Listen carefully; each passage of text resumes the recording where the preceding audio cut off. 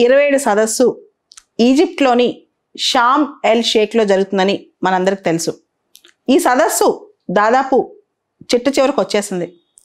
ఈ రోజున main news పేపర్స్లో ఫ్రంట్ లైన్ న్యూస్ అంటే హెడ్లైన్స్ కార్బన్ బార్డర్ ట్యాక్స్ లేదా కార్బన్ బార్డర్ అడ్జస్ట్మెంట్ మెకానిజం, ఈ ట్యాక్స్ని వ్యతిరేకిస్తున్నట్టు బేసిక్ కంట్రీస్ తెలిపాయి.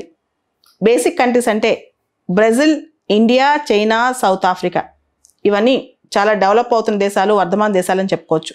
ఈ దేశాలన్నీ కూడా ఈ ట్యాక్స్ని వ్యతిరేకించాయి.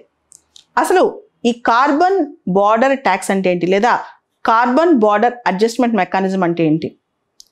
2021 సంవత్సరంలో అంటే last year European union parliament ఒక నిర్ణయం తీసుకుంది. యూరోపియన్ యూనియన్ ఇతర దేశాల నుంచి ఏవైతే కొనుక్కొచ్చుకుంటుందో వాటిలో కార్బన్ ఇంటెన్సిటీ ఉన్న అంటే ఏదైతే ఫాజిల్ ఫ్యూయల్స్ వాడి గ్రీన్ హౌస్ గ్యాస్ రిలీజ్ చేస్తూ తయారైన గూడ్స్ ఉంటాయో, కార్బన్ ఇంటెన్సివ్ గూడ్స్ లేదా కార్బన్ ఇంటెన్సిటీ ఎక్కువగా ఉండే గూడ్స్, వాటిపైన అడిషనల్ ఇంపోర్ట్ ట్యాక్స్ వేయాలని నిర్ణయించుకుంది. అంటే ఎక్కువ పన్ను వేయాలని నిర్ణయించుకుంది. అది సిమెంట్ కావచ్చు, లేకపోతే ఎలక్ట్రిసిటీ కావచ్చు, అల్యూమినియం కావచ్చు, ఇలాంటి వాటి మీద ఎక్కువ ట్యాక్స్ వేయాలని నిర్ణయించింది అనమాట. దీన్నే పిగ్యూవియన్ ట్యాక్స్ అని కూడా అంటారు. పిగ్యూవియన్ ట్యాక్స్ అంటే ఏదైతే హాని చేస్తుందో, హానికరమైన గుడ్స్ ఉంటాయో వాటిపైన వేసే ట్యాక్స్ అనమాట. అయితే ఈ ట్యాక్స్ ఇమీడియట్గా రాదు. దీని ప్రపోజల్ ఏంటంటే 2026 సంవత్సరం నుంచి ఈ ట్యాక్స్ ఇంపోజ్ చేయాలని చెప్పి ఇంకా చర్చల స్థాయిలోనే ఉంది. అసలు యూరోపియన్ యూనియన్ ఇంటర్నల్గా కూడా అంటే ఇంటర్నల్గా 27 దేశాల మధ్య కూడా దీని మీద ఇంకా చర్చలు పూర్తి స్థాయిలో అవ్వలేదు. కాకపోతే వర్ధమాన దేశాలు మాత్రం ఇవి తప్పు అంటున్నాయి. దీనికి కారణం ఏంటి? అయితే ఈ కార్బన్ బార్డర్ ట్యాక్స్ లేదా carbon border adjustment mechanism European union వాళ్ళ పార్లమెంట్ ఎందుకు విధించాలనుకుంటుంది? దీన్ని వర్ధమాన దేశాలు వద్దు అని ఎందుకు కౌంటర్ చేస్తున్నాయి? ఇది మనం తెలుసుకోవాలి.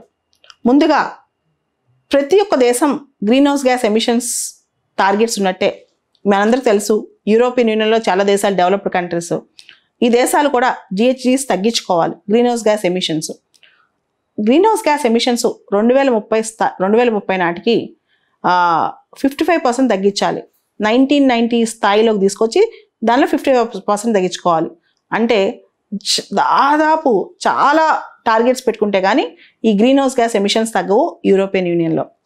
రెండోది, ఏవైతే వర్ధమాన దేశాలు లేదా ఇతర దేశాలు యూరోపియన్ యూనియన్కి ఎక్స్పోర్ట్ చేస్తున్నాయో ఆ ఎక్స్పోర్ట్స్ గూడ్స్ ఏదైతే గూడ్స్ కానీ ఏదైతే ఎక్స్పోర్ట్ చేస్తున్నాయో ఆ ఎక్స్పోర్ట్ చేసే వాటిలో యూజ్ చేసే ఫాజిల్ ఫ్యూయల్స్ మినిమైజ్ చేసేసి క్లీన్ మెకానిజం, క్లీన్ ఎనర్జీ వైపు మరలాలి. ఇది కూడా ఒక ఆశయం అనమాట. అంటే తను గ్రీన్ హౌస్ గ్యాస్ ఎమిషన్స్ తగ్గించుకోవాలి, తనతో పాటు తను ఏ దేశం నుంచి అయితే ఇతర దేశాల నుంచి కొనుక్కొచ్చుకుంటుందో ఆ వస్తువుల తయారీలో కూడా ఫాజిల్ ఫ్యూయల్స్ వాడకూడదు. ఇది లక్ష్యం.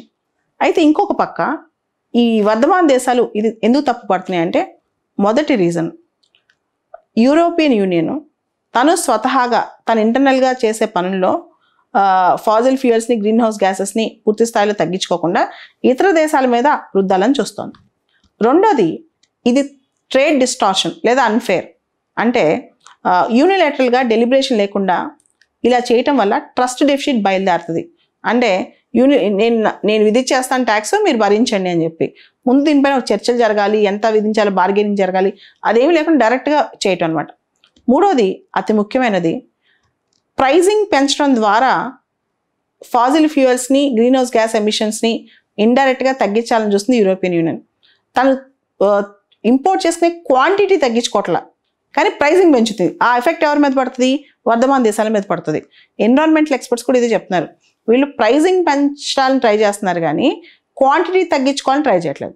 నాలుగోది, అతి ముఖ్యమైన పాయింట్, ఈ డెవలప్డ్ కంట్రీస్ ఏవైతే ఉన్నాయో ప్యారిస్ క్లైమేట్ డీల్లో అవి చేసిన కమిట్మెంట్స్ నిలబెట్టుకోవట్లేదు. ముఖ్యంగా క్లీన్ ఫ్యూయల్ టెక్నాలజీ ట్రాన్స్ఫర్ కానీ లేదా క్లైమేట్ ఫండ్ ట్రాన్స్ఫర్ కానీ ఇవన్నీ చిన్న దేశాలకి, అభివృద్ధి చెందుతున్న దేశాలకి చేయకుండా ట్యాక్స్ విధించడం ద్వారా యూనిలేటర్గా కొన్ని డెసిషన్స్ తీసుకుని క్లీన్ ఫ్యూయల్ని వాటిపైన ఇంపోజ్ చేయాలని ట్రై చేస్తున్నాయి. ఇది తప్పు కాదా? అంటే యూనిలేటరల్గా ట్యాక్స్లు విధించేయటం లేదా మీరు క్లీన్ ఫ్యూయల్ వాడండి అని చెప్పటం, ఇవి ఫండ్ ట్రాన్స్ఫర్ చేయట్లేదు, టెక్నాలజీ ట్రాన్స్ఫర్ చేయట్లేదు. ఇవన్నీ చేయకుండా ఇప్పుడు మాత్రం ఈ దేశాల మీద ట్యాక్స్లు విధించడం కరెక్ట్ కాదు అని చెప్పి ఈ దేశంలో ఉన్న అనేక మంది నిపుణులు అంటున్నారు. ఇకపోతే పొల్యూటర్ పేస్ అనే ఎన్విరాన్మెంట్లో ఒక ప్రిన్సిపల్ ఉంది. ఎవరైతే పొల్యూట్ చేశారో వాళ్ళే దానికి పరిహారం చెల్లించాలి. ఆల్రెడీ డెవలప్డ్ కంట్రీస్ ఎన్విరాన్మెంట్ని కావాల్సినంత వాడుకుని ఎక్స్ప్లాయిట్ చేసి అభివృద్ధి చెందాయి. ఇప్పుడు వాళ్ళ బాధ్యత ఎక్కువ ఉంది మన బాధ్యత కన్నా అని బేసిక్ కంట్రీస్ నమ్ముతున్నాయి అన్నమాట. అంటే Brazil, India, China, South Africa. ఇక్కడ common but differentiated responsibility principle. నీది నాది పర్యావరణం కాపాడటంలో సమానమైన బాధ్యత. కానీ పర్యావరణ పరిరక్షణలో టెక్నాలజీ అంశాల్లో కానీ ఫండింగ్ అంశాల్లో కానీ నువ్వెక్కువ బాధ్యత తీసుకుని నాకు కూడా నువ్వు సపోర్ట్ చేయాలని చెప్పి అభివృద్ధి చెందుతున్న దేశాలు చెందిన దేశాలను అడుగుతున్నాయి.